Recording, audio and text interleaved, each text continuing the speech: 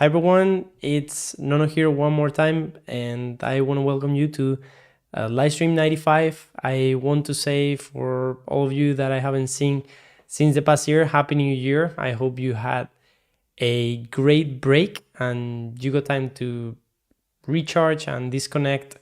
If you didn't, I think that's a good opportunity, to do a good time to do that. I know that for some people it's not that easy, but I personally took 2 weeks to disconnect a bit from the computer, from technology, and from all of these things. So I haven't been streaming for 3 or 4 weeks, and here we are back. I feel like I'm a newbie again. This is what happens when you let things go. And yeah, I don't know if we're gonna be able to get back at the same pace that we had before.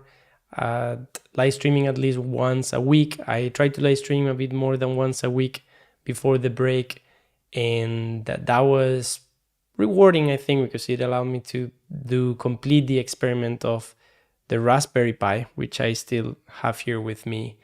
And yeah, I mean, hi everyone. This is basically me coming back online because I always feel that if I'm on vacation for more than a week, it's really hard to get back into the production mode or like to be productive.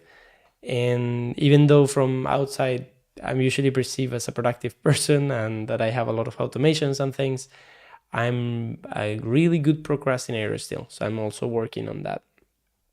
I would remind everyone that you can support the work that I do here with the channel and the podcast and all of my projects by liking this video, and that you can subscribe and click on the bell if you want to get notified when I go live next or when I upload new videos.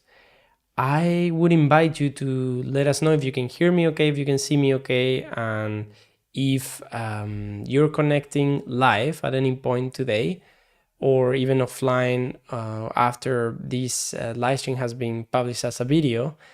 Please feel free to write a comment on the chat or on the comments of the video and let us know where you're connecting from, how you found us, and what you're looking for by coming here.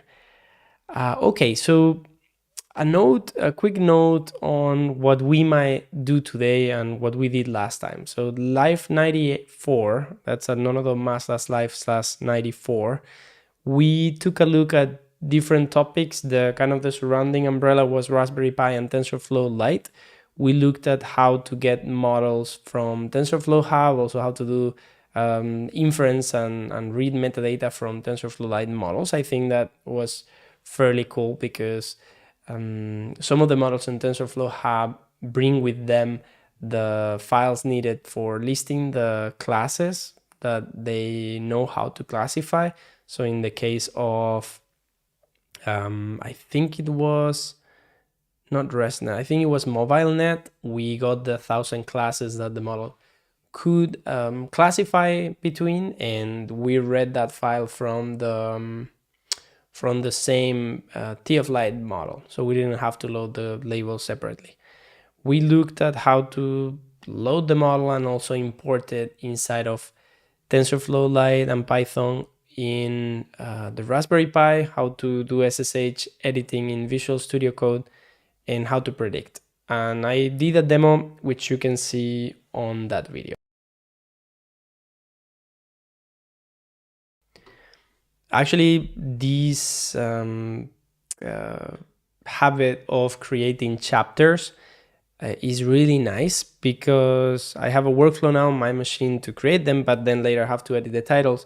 And it's really good to make the videos browsable later if I don't create clips. Otherwise, it becomes really hard for me to navigate videos. I can imagine for somebody who hasn't created them even harder. So these things that you have here, you have always on the description of my videos, at least on the ones that we have time to create them. And you can click on the number or browse through the timeline and see those for the different parts of the video, different sections that we have. Okay, so let's see, what are we gonna do today? I don't have a super clear agenda for the year yet. This is really common, but I end up just doing experiments and taking a look at things that I want to be learning and that I want to show or teach others, or maybe technologies that I want to use on my own creative experiments. So the thing that I had for today that I think it's gonna be what we do is gonna be that we're gonna be taking a look at PyTorch, so at PyTorch 2. So this is a creative machine learning series. I'm gonna go back and record this as kind of like a section title. We've been doing everything in this channel with TensorFlow. TensorFlow 2 has been the latest that we've been using. It also uses eager mode. There are many differences between PyTorch and TensorFlow, and I've mainly been using TensorFlow for work as well. So I want to start becoming more used to also using PyTorch because there are many models that are available there. So let me just make an intro and go back and get started. Hi everyone, it's Ono here, and this is a session in which we're taking an introductory look at PyTorch. I've normally been using TensorFlow, so we're just going to be taking a look at some basic and fundamental concepts and try to get the hang of PyTorch, create an environment, start running some examples, and hopefully continue developing some basic knowledge on this matter. So without further ado, I think we can get started taking a look at this and get coding. We're not gonna do, I don't know if we're gonna do anything else today, but at least we'll get started doing this.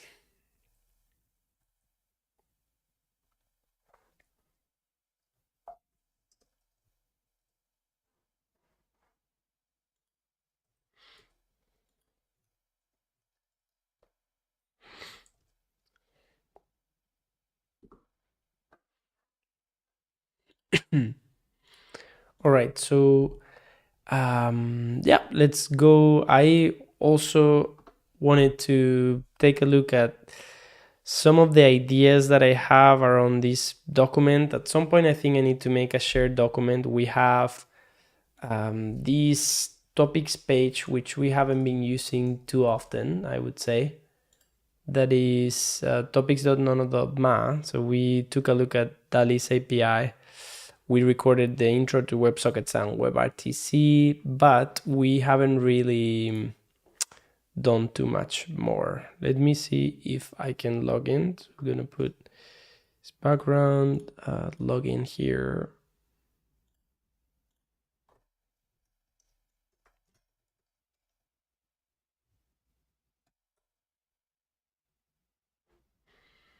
Right, it seems like I'm in. And what we can do is go to topics. And okay, I also wanted to take a look at Google Jax. Let's take a look at what we have here. So PyTorch 2.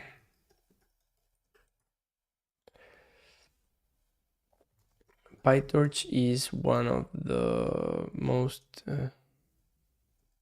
so it's a machine learning framework. It's which will release its first 2.0 stable release launch in early March. Okay, so this is something that I want to get started, and I'm gonna take a look at some of the other suggestions here and continue seeing which ones we do and which ones we don't. Yeah, we need open clip. Open clip. I also want to take a look at clip and other things. But yeah, so let's get started with PyTorch and see what we can do today.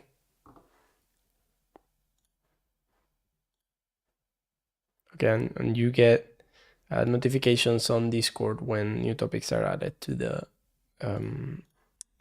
channel, to the topics page. All right, so let's go here and look for PyTorch 2. So this, I'm gonna be posting links for the things we do today. PyTorch 2 is here.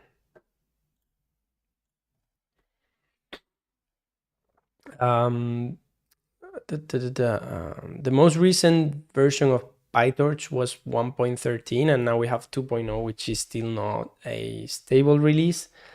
And if we go to the main page before going there, from research to production, so PyTorch has been commonly known to be more used on the research space or by academics and other research projects, and hasn't been as thought for production. But lately there have been many advancements that allow you to deploy PyTorch models into production. So I've personally done some experiments in which you can export heavy models or PyTorch models that if you deploy it with a Python, so a PyTorch runtime to the cloud or to some edge device, it will require a huge environment. Sometimes the dependencies of PyTorch 1 are up to like close to a gig, like 800 megabytes or things like this.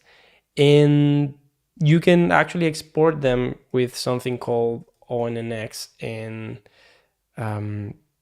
have a model that is an equivalent to a TensorFlow Lite runtime in TensorFlow for PyTorch. You can also export TensorFlow models to ONNX. And it's an open format that allows you to export models and have them be executed just with ONNX, the ONNX runtime in other environments and other runtimes. Let me do really one quick thing.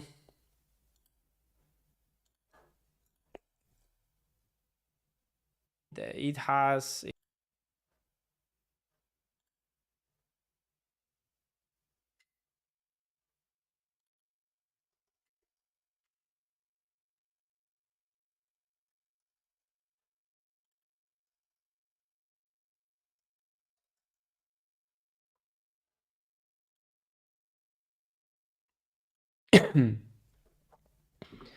all right, so let's go to the okay, let's take a look at how to install PyTorch, right? So we have here PyTorch build Mac. So this is a configuration panel, it seems, right? If we go here, here's PyTorch's install website where we can configure how we want to install PyTorch in our machine. So for example, if we say, okay, we want the stable 1.13 or the preview, which is Python 2.0, you can see here it changes PyTorch to nightly, Conda or pip, Python or C++ with CUDA or CPU. So we want Mac, we want Conda and Python. So we just have to do Conda install PyTorch, Torch Vision, Torch Audio, channel, PyTorch nightly. And let's actually just put that aside, put that below here. We're going to be taking a look at that command, and I'm going to open a terminal window. And actually, let's dynamically, let me change the title of this video.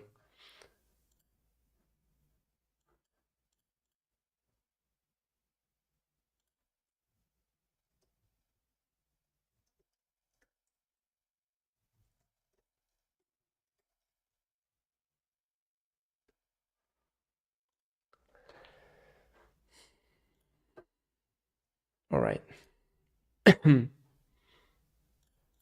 Great. So I'm going to go to the desktop, and just in case we create any files, I'm going to make a directory 95, and I'm going to enter that directory.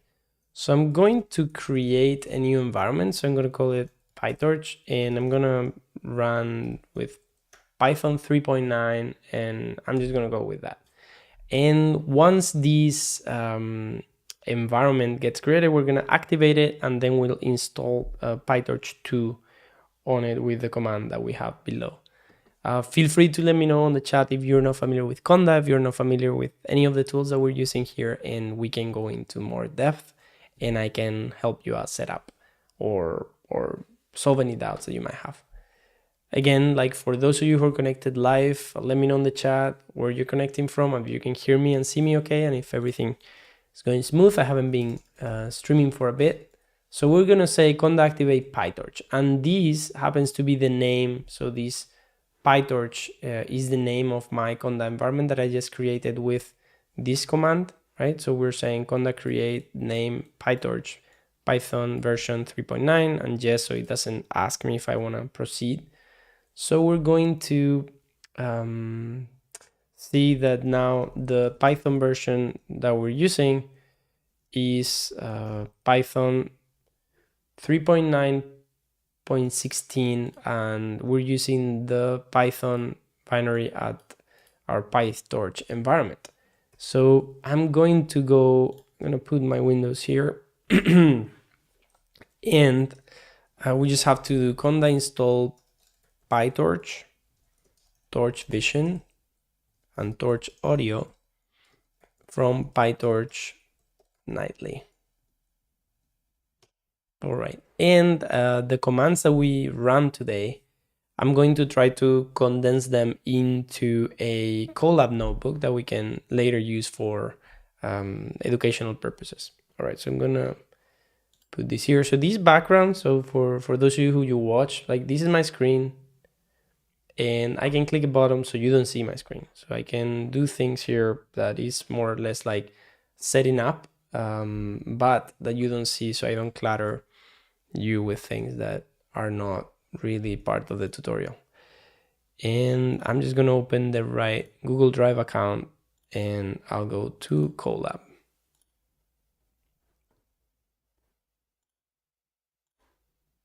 Awesome. So I'm just gonna create a new notebook. Now we can go back to my screen, and I'm gonna create a new notebook that I'm gonna call PyTorch 2.0 Live 95. If we run here,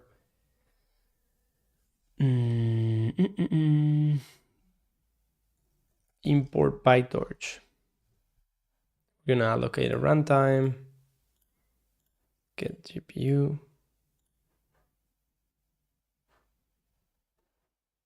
Let's see if by default we have PyTorch here.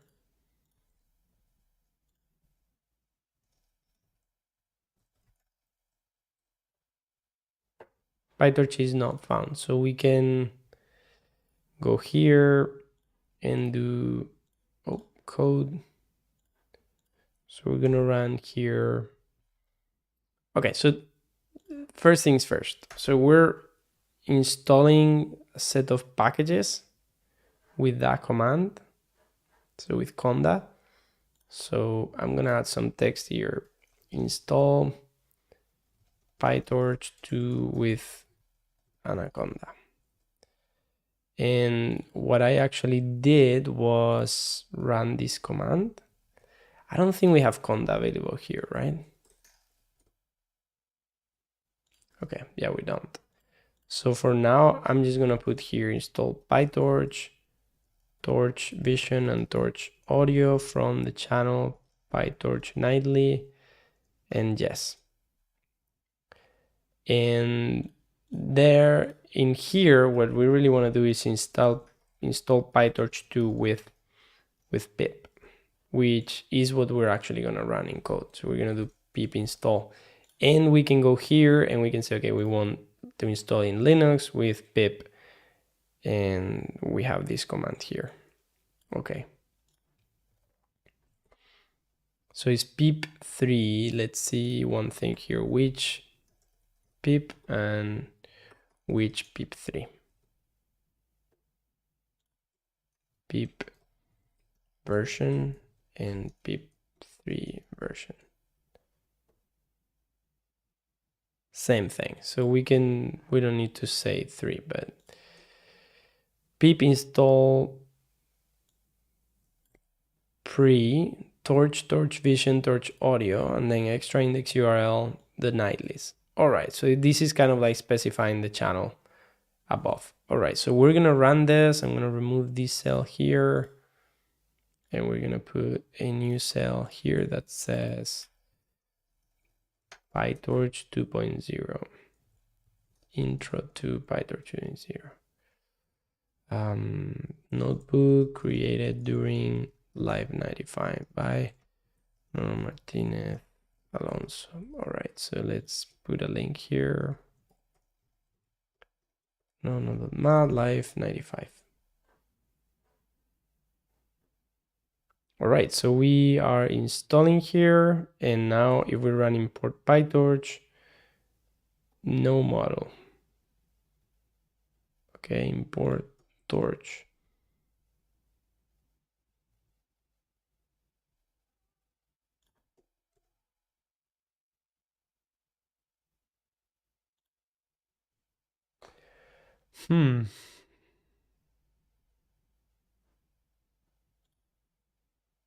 Let's put here upgrade.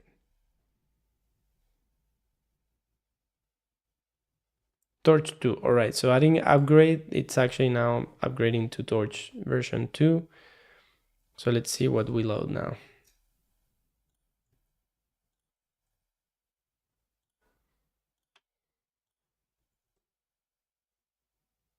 And installing 1.13. Okay, so let's see what happened here. So inside of PyTorch, so if we do Python z import torch, torch version,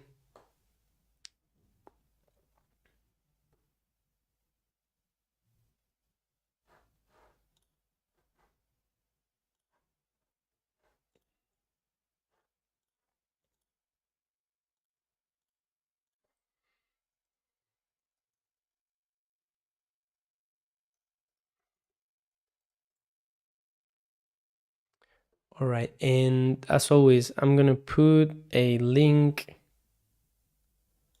I install this virus disorder dependency. Torch text requires, but you have blah blah blah.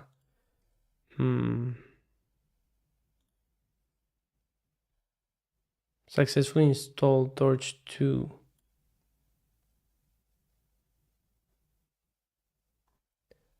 Torch text.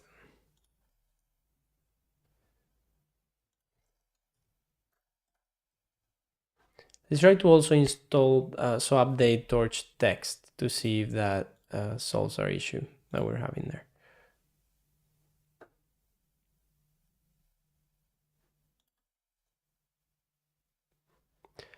All right, let's see, restart, runtime, and run all. Yes. All right, but in my machine, we had a print Torch version. So here we're importing Torch and printing the version. So we have the version 2 as of 19. So this is the nightly build of today. Great. So we can use Torch now. So this is how you would test that we have it. And yeah, okay, and we have it here as well. So we're running the same code in here. Great. Okay, check PyTorch version. Okay, one thing just to test, if I create a new notebook, I just want to see whether this notebook actually has Torch installed, if it comes pre-installed in Google Colab, because it's one of the most well-known machine learning frameworks, so it would make sense that they ship it. Okay, so it is indeed installed. So all right, so upgrading to PyTorch 2.0. PyTorch, let's see how they define themselves. PyTorch is blah blah blah. An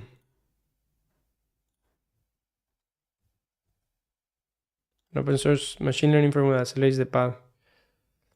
Open source machine learning framework that comes pre-installed in Google Colab. As of today,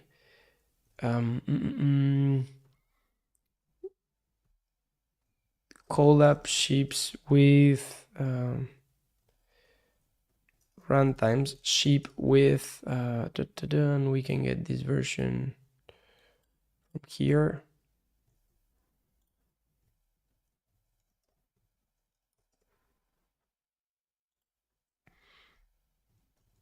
The following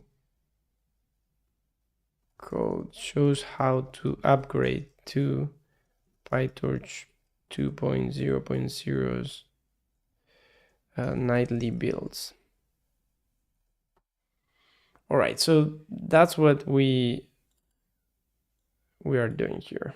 And here, upgrade to PyTorch.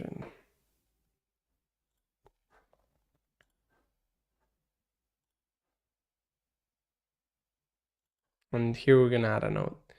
Here's how you install PyTorch 2.0 nightly builds if you were setting up a Python environment with Anaconda. Okay, and both methods have worked, so we have here the nightly build, and that's it. So we're gonna send this to the trash, and we're gonna close this thing. Okay, start installing on Linux. We have some instructions here, and here we have verification.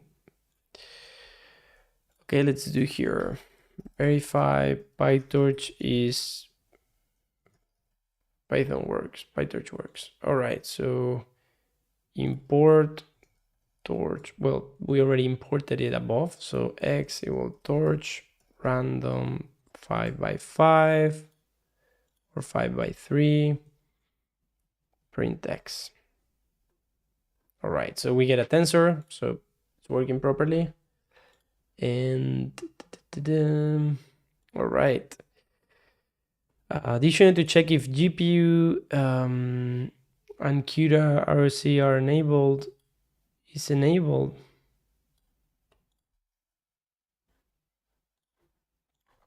Okay. Check if CUDA, what is that? ROCm.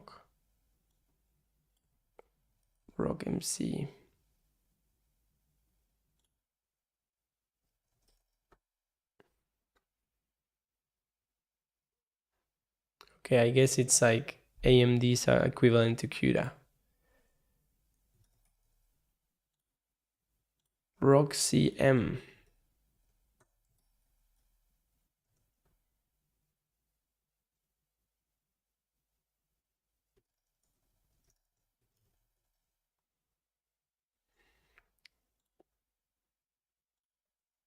Torch CUDA is available. False. All right, so we're going to, we have GPU here. Okay, so delete preview. Okay, so here it says it's not available, and in here, if we start import torch, print torch version, and we're gonna do the same. Torch CUDA is available. Of course, here is false because we are. Hello, Jose Luis. How's everything going? What is that? Okay. Taking a look at PyTorch today, starting the year with a new framework. Can you hear me okay? Can you see me okay? Happy New Year. Okay, building from source. We're not going to build from source.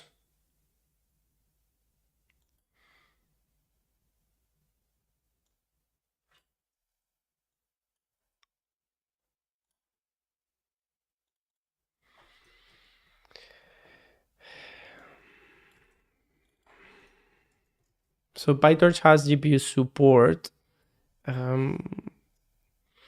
with CUDA for NVIDIA GPUs and or ROCm for AMD GPUs. But we need to make sure that we install the right version. Yes, all wood. Sound is good. What have you been up to? Have you been streaming lately or not gotten back at it yet? Okay, we need to have an algo soon. We need to talk. Okay. We're not gonna go through all the new things in PyTorch 2. I guess like I need some more time to study that. We might just follow some examples that are PyTorch 2 only. But yeah, we have let's try to see if we get the GPU going. Okay, so Jose Luis is back at streaming tomorrow, trying his new Rode. So he has new microphones. If we go to parametric camp, do we have a live stream announced? Hello everyone, happy new year. Let's go back to our good traditions and live stream this Friday. Will be a short one starting at 9:30 Eastern time, as I have a commitment at noon. We don't have a link yet, but for those of you who want to follow it, I'll put the link. Okay, so here it is. Here's Jose Luis's live stream tomorrow. Right. Jose Luis's stream tomorrow. Boom. Right. What can we see tomorrow on your live stream? What are you going to be looking at? Okay, so let's see what I was doing here.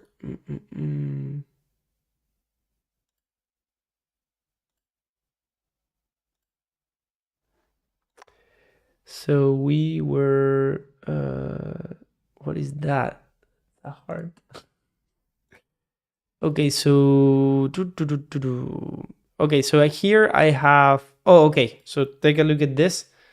So we specified CPU, and that's because on the start page here, I got distracted and we actually have CPU. So here we need to see what our platform supports. So we just need to change that on the URL. And I think there is a command that I have saved here, NVIDIA CUDA.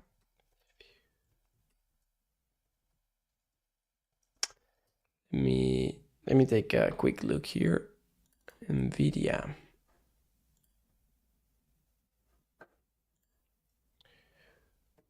Okay.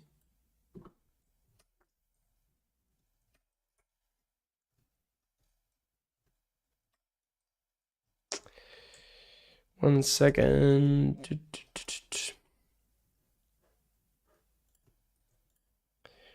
Okay, I'm gonna bring a code block here. Python code block. Okay, you can actually do this NVIDIA SMI. Okay, yeah, so it's just this command. So you can just run NVIDIA SMI on the CLI. And of course, I guess here doesn't work because we don't have a GPU.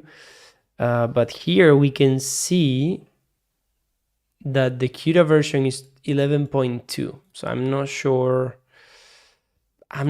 what's gonna happen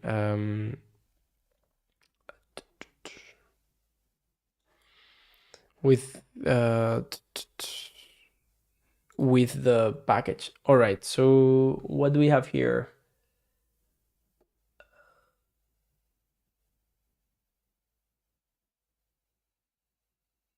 There is, okay, so let me check on this.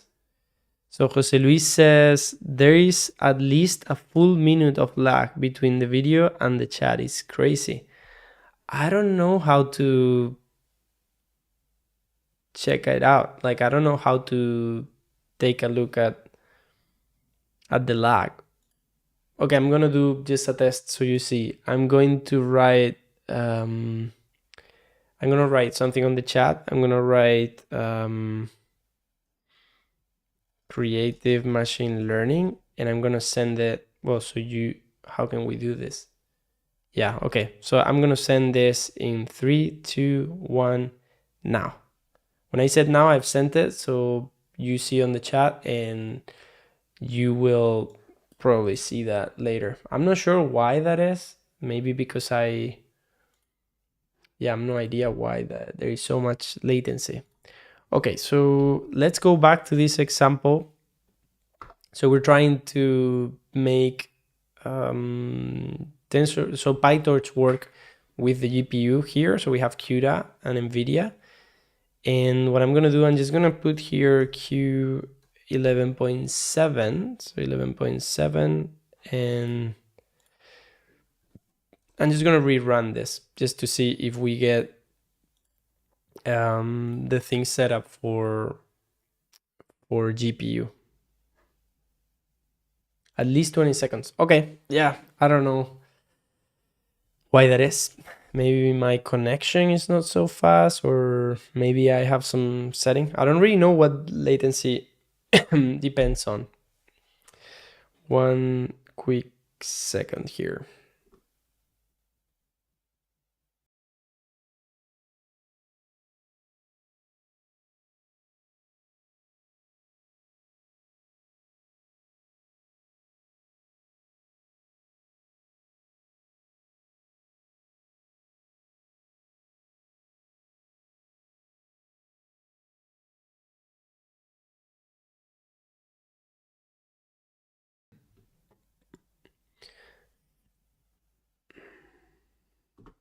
By the way, have you looked into the Stream Deck so far? Okay.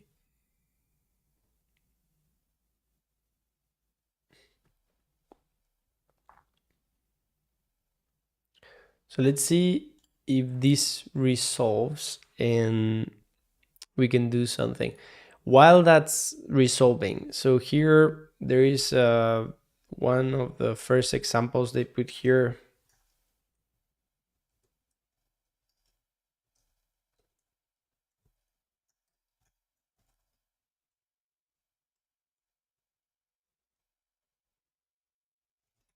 Compile. So I know that's something new in still an open box.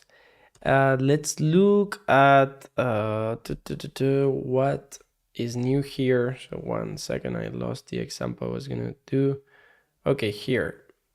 I was gonna take a look at this example. So this is a torch. So now that Jose Luis is here, I want to show you something really quickly that I probably have already talked to you about, but so let's make here like a separate section.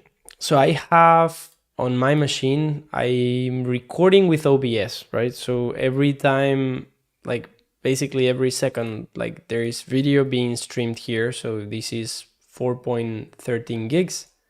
And if I go back there, it's 4.15, right? So that video is growing, is the active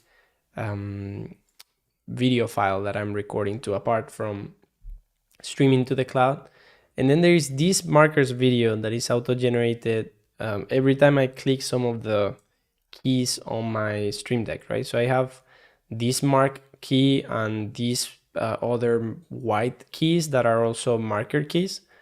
And every time I press the mark key, and I might have explained this to you before, one of these markers gets created, right? So if I click on today, this one gets created. If I click on link or break or introduction, interlude, or outro, these things are being created there. And what's happening is that the difference between the duration of the video and the creation of the file, right? The last modified date and the creation date, that time difference is used to calculate the current timestamp at the video. So for example, if I create a marker here, this is the current timestamp of the video, of my recording, not the live stream, but the recording that I'm doing offline.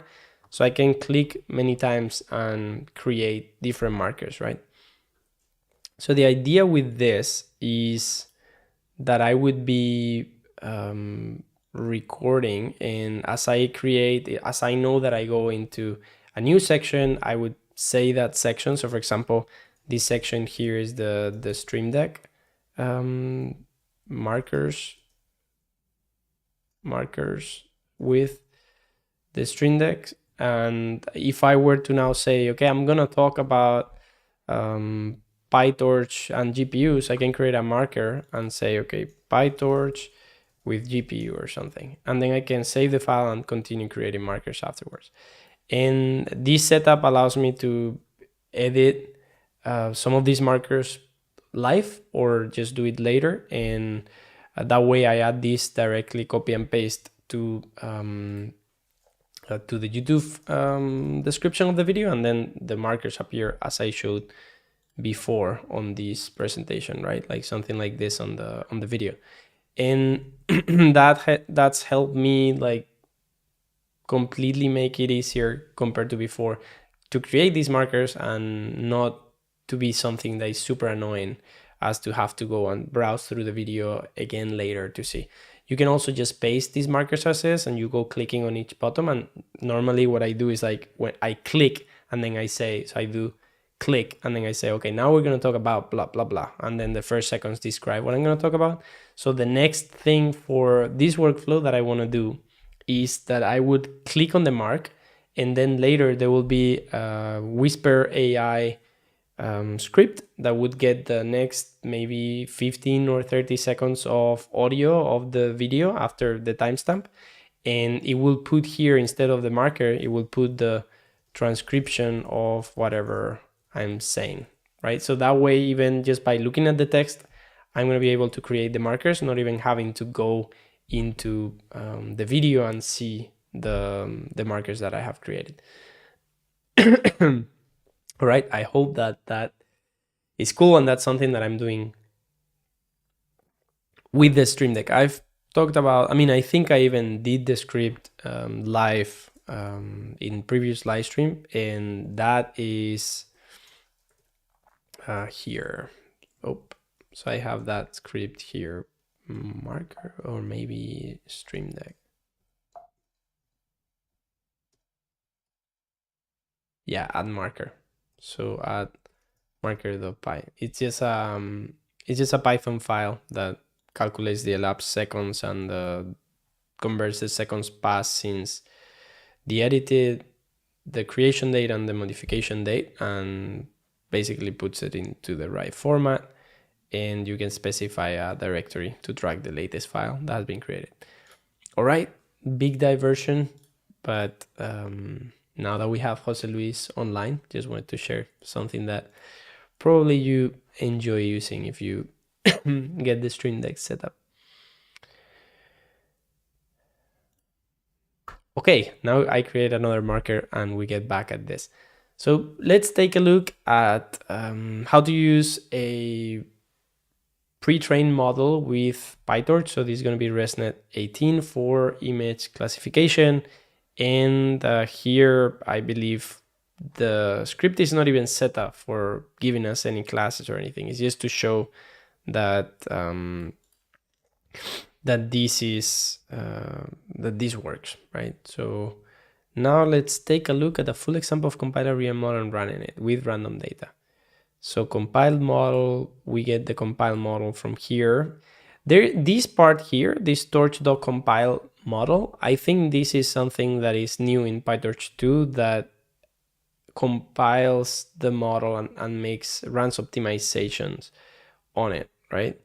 So it tells you here that this takes longer to run than a normal Python 1, so PyTorch 1 script. But that's because this line doesn't exist in PyTorch 1, And in this case, we're optimizing the model, so everything later should run a bit faster than it did before. Torch compile default partial graphs, eager. Okay, let's take a look. Maybe probably what we need to do is I need to make a summary of this and just present what are the new things. Full graph true. So eager mode has full Python flexibility. The user doesn't change the code, full framework overhead, no code fusion, cannot do static analysis. Torch.compile default partial graphs, full Python flexibility, user doesn't change code, negligible framework overhead, code fusion on parts of the graph, static analysis but only in parts, no pipeline parallel and automated distributed replacement, no mobile. And then Torch compile with full graph, restricted Python, user has to significantly modify code, no framework overhead, global code fusion, advanced distributed algorithms, and mobile. So maybe this is a response to what I mentioned at the beginning of the live stream, where users actually would have to export models to ONNX. So maybe if you compile with full graph equal to true, it compiles the entire program to single or gives an error explaining why it could not do so. Most users don't need to use. If you're very performance conscious, then you try to use it. Okay, so full graph, blah, blah, blah, is a Boolean and by default is none. Okay, so let's just try to run this example. So from Torch Vision models as models. Okay, so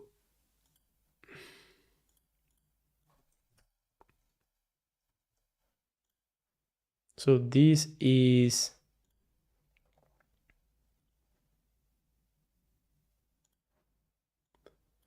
load, preload, and run a pre-trained model. Import Torch Vision models as models. Is it Torch Vision or it's Torch? Yes. Okay.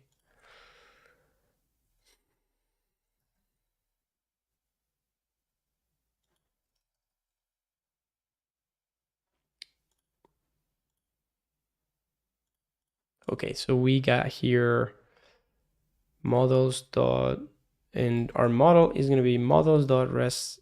Let's see if we get autocomplete here. Okay, so we have a bunch. Have to go. Good to see you. Yeah, nice to see you. I don't know if you'll wait for 20 seconds to hear this, but yeah, we need to meet. I will reach out. Thanks for passing by. Looking forward to your live stream tomorrow. Let's see. Okay, so we have a lot of networks here that are already available to us. What they're loading here is ResNet 18. And this is some callable method. And we're going to call here CUDA. All right, so I forgot that we run this command and we try to install Torch with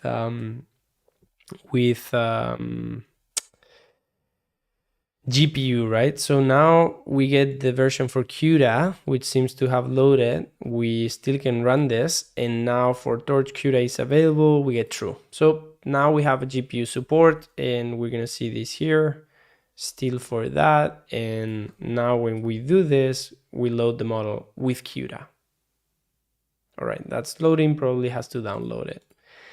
And we're gonna, okay, let's put this side by side so we can actually write the code without having to, what is this? Not responsive, or what is it? Oh, okay. It is responsive. Okay, so let's do ResNet 18. Great, so we have it here. And we have our code here. So we're going to do here our optimizer is going to be Torch optim stochastic gradient descent model parameters LR01 compiled model equals Torch compile model.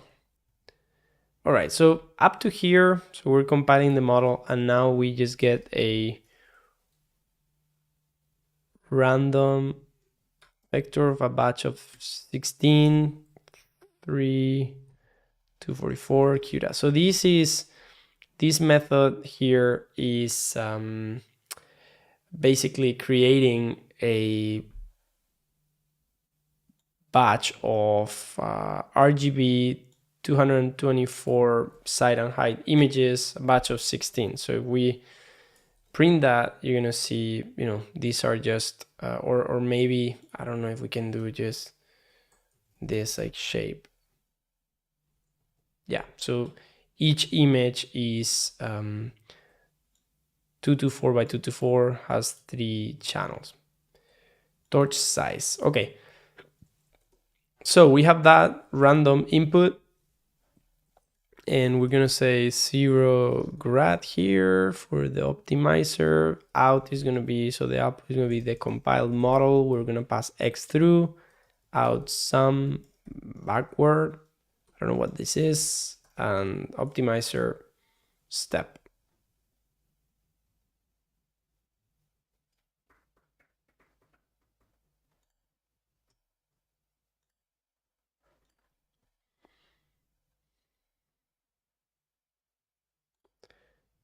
Okay, so here we have Triton requires CUDA 11.4 and above. So we can't actually run this with the newest version. So but we can probably run this. Let me quickly share this link on the chat and collab notebook, and also put it on Discord.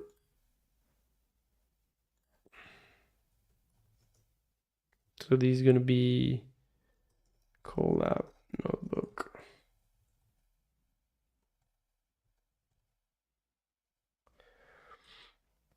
All right, and let's see. I guess like we can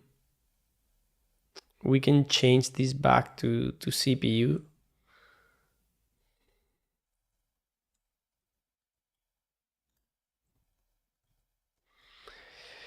Let's put here runtime, and we're gonna do CPU here, but we could do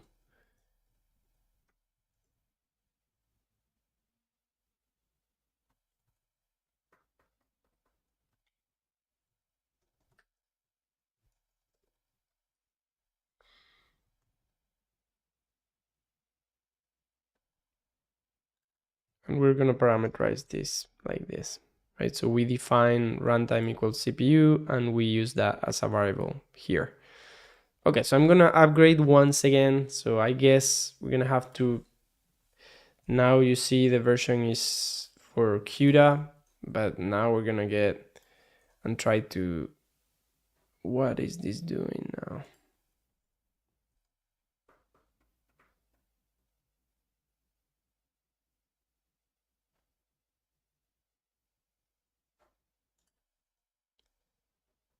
All right, so I guess we need to restart and run all. And once this finishes, so what we should see is just that this example has run. So what you can expect in the following live streams is that we're going to continue looking at PyTorch, and I'm gonna be, yeah, I'll be trying to do some examples and prepare some examples and use some models out there with PyTorch. I also want to take a look at open clip. So let's see what's going on here. This is using CUDA here. Maybe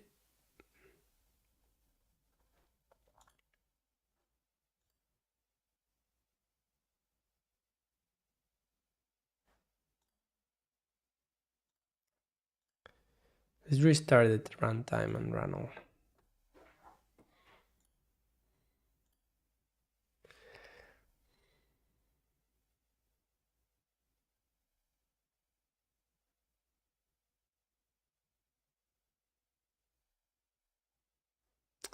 This still like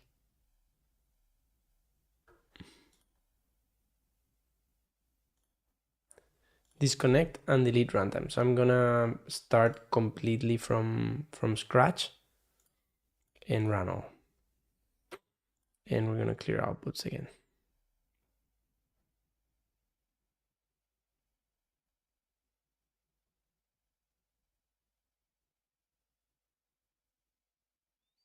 Okay, now you see here it's downloading the CPU version, and I guess it's going to try and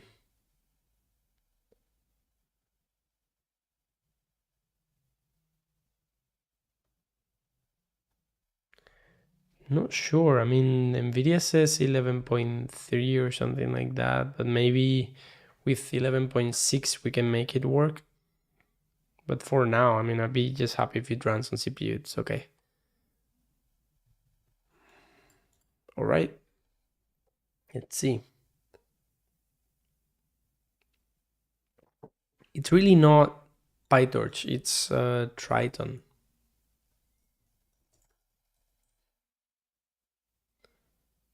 What is Triton?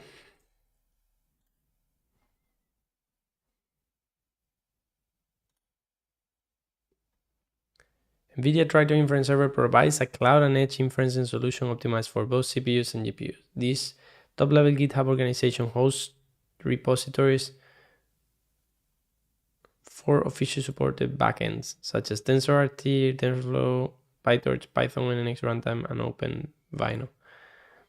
ONNX runtime is, so ONNX is what I was mentioning before. That is a cross-platform high-performance ML inferencing and training accelerator. So yes, that's there. And now we have the CPU version. We still have the GPU there. We'll have to remove the CUDA mentioned here. And so this was here, so I can leave it there, CUDA. And where was the CUDA call here? Okay. CUDA. All right, so let's execute this part. No CUDA runtime using CUDA home CUDA. Let's take a look.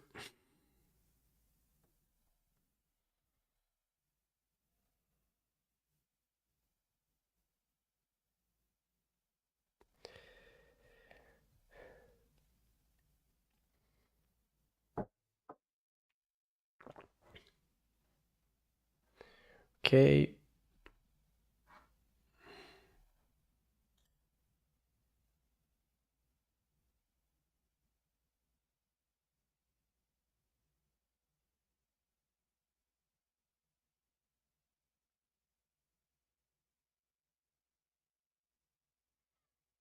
All right, and I guess I'm not sure what part is taking long here.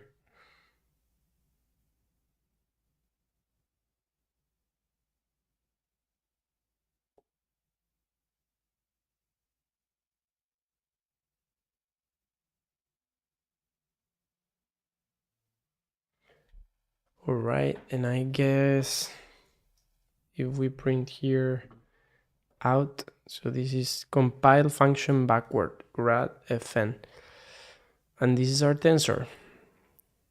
All right, so but this is ResNet, so these would be, let's see, logits. Yeah, so these are 16 logits with 1000 logits. So those would be the logits, and we'll have to get like a softmax to get probabilities. Let's see, PyTorch softmax.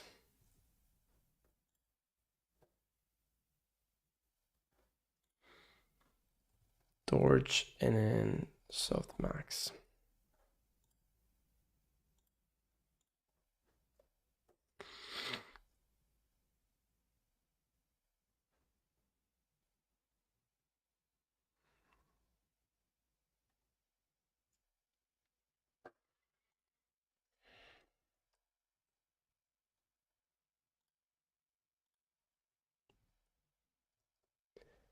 What is this?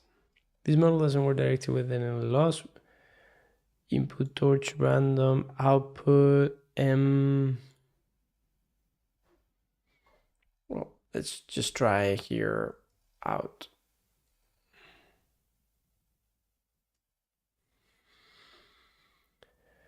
Okay, so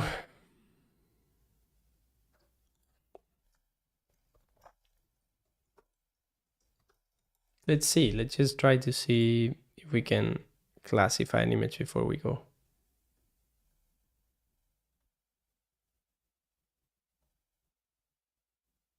ImageNet 1000 and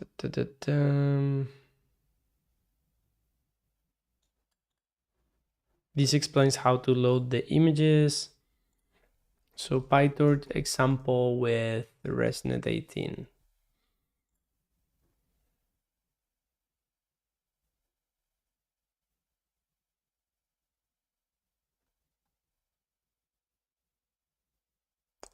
All right, we're not gonna do this right now, but I would guess like this is, so PyTorch argmax.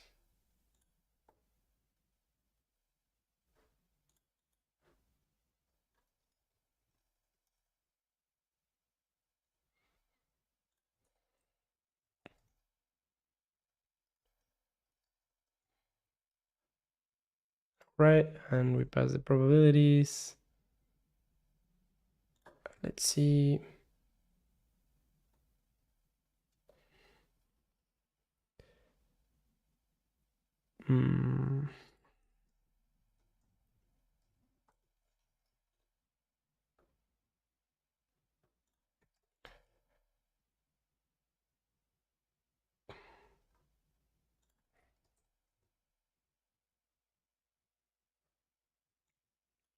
All right, so supposedly this is giving us the highest probability number. So if I do here probability 0.939, oops.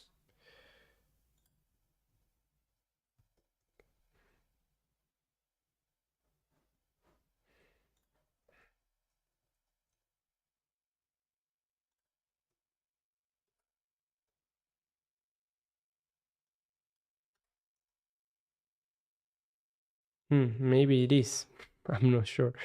Okay, so we're gonna leave it here right now. I'm gonna try to look at some examples apart from this offline and prepare some sort of material so we can see some examples on some operations.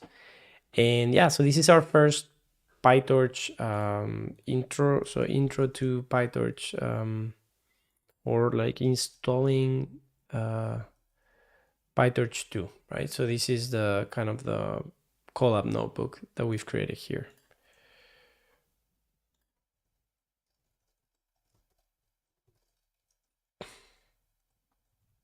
Okay, and that's it. So this was all right. So thanks everyone for watching. We've taken a look at really shallow, let's say, introduction to PyTorch 2. I have a lot to learn, as you might as well.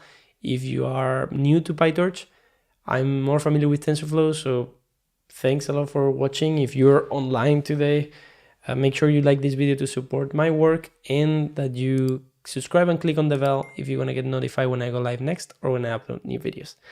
Yeah, so this was once again Nono Martinez Alonso here. I will see you next time. Thanks for being there. Thanks for watching, and I hope to see you soon. And if you want to send me a message or something, you can see there on the bottom right, join the Discord community at None of the Mastas Discord, and write a message to the community. Bye.